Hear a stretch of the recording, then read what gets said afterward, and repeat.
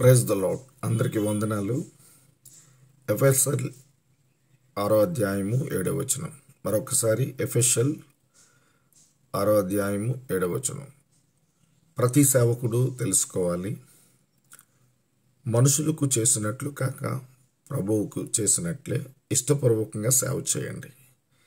ఈ మాటలో మర్మం ఏమిటంటే, ఏ సేవకుడు కూడా స్వార్థంగా పని చేయకూడదు. ప్రతి ఒక్కరిని కూడా కులమతాలు లేకుండా ప్రేమించాలి.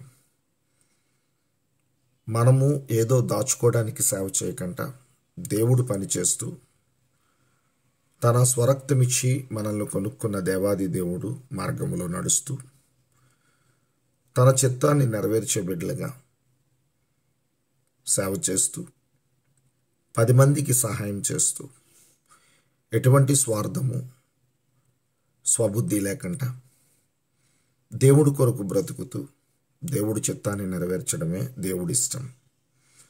ఎంతమందిని అయితే దేవుడు పిలుచుకున్నాడో, ఎవరైతే యథార్థంగా బ్రతుకుతున్నారో, ఎవరైతే నీతిమంతులుగా ఉన్నారో వారికి మాత్రమే పరలోక రాజ్యం. బ్రదర్ సైలేష్ పాల్గా మీ అందరికీ చేతులెత్తి నమస్కరిస్తూ ఈ వీడియో చేస్తున్నాను. మనం మనుషుల్లాగా బ్రతికితే ప్రయోజనం లేదు. దేవుని కుమారులుగా, దేవుని కుమార్తెగా బ్రతకాలి. సేవ చేస్తున్న ప్రతి ఒక్కరికి కూడా పేరు పేరున హృదయపూర్వకంగా నమస్కారం చేస్తూ ప్రైజ్ ద లార్డ్ చెప్తూ, మిమ్మల్ని, మీ కుటుంబాల్ని, మీ సేవని కూడా దేవుడు బహుబలంగా దీవించాలి. ఒక దినము పరలోక రాజ్యము మనం చూడాలి అనుకుంటే మనుషులకు చేసినట్లు కాక ప్రభువుకే చేసినట్లు ఇష్టపూర్వకంగా సేవ చేయండి. మీకు ఉన్న దాంట్లో మత్తయి సువార్త 25వ అధ్యాయము 42 నుంచి చదవండి. ప్రజలందరికీ సహాయం చేయమంటున్నారు, పేదవాడికి సహాయం చేయమంటున్నాడు. అప్పుడే పరలోక రాజ్యం అంటున్నాడు.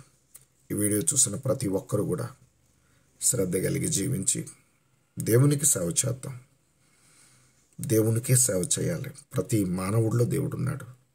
God bless you all. Praise the Lord. ఈ వీడియో నచ్చితే లైక్ చేయండి. Brother Sailesh Paul YouTube channel. మీకు ఈ వీడియో నచ్చితే ఖచ్చితంగా సబ్స్క్రైబ్ చేయండి. God bless you all. ఈ వీడియో ప్రతి ఒక్కరికి షేర్ చేయండి. దేవుడు సమీపముగా ఉన్నాడు.